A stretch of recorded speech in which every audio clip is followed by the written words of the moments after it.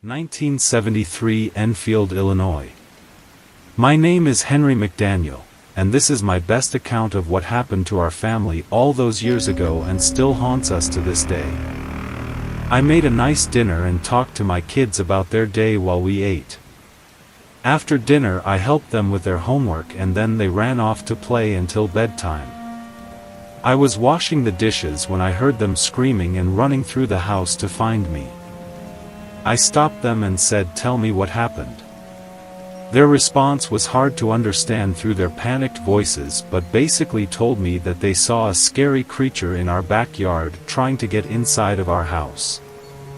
I didn't want this to be real and I didn't think much of it, but I had to check and assure them we were safe. So I told them to sit down on the couch and I would go out to check. But they were very scared and begged me not to go out there. That worried me a little bit. I heard scratching and clawing coming from the area on the side of our house where we keep our garbage cans. My heart started pounding, pulsating throughout my whole body.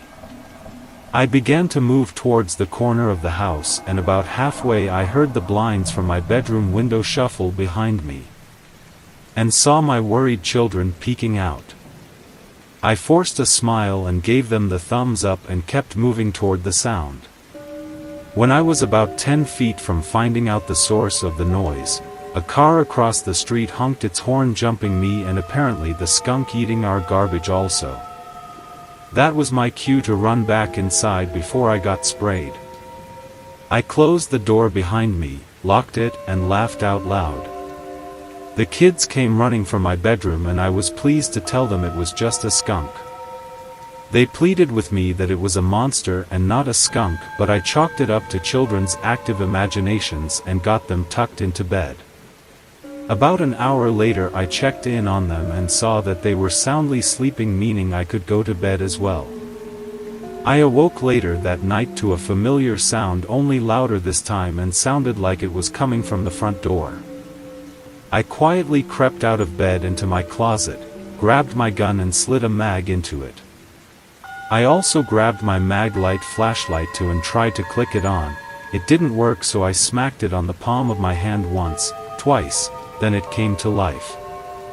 I moved silently out of my room and down the hallway, checking to make sure the kids were okay on the way. They were asleep still. As I approached the door I heard a loud bang like someone had slapped our storm door. This startled me, but I peered through the door anyway. At first I couldn't see anything, so I waited.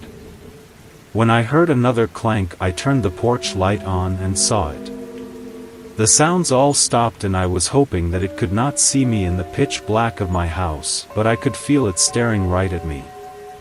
Just then I heard a floorboard creak and I turned to see both of my kids right behind me, half asleep and scared.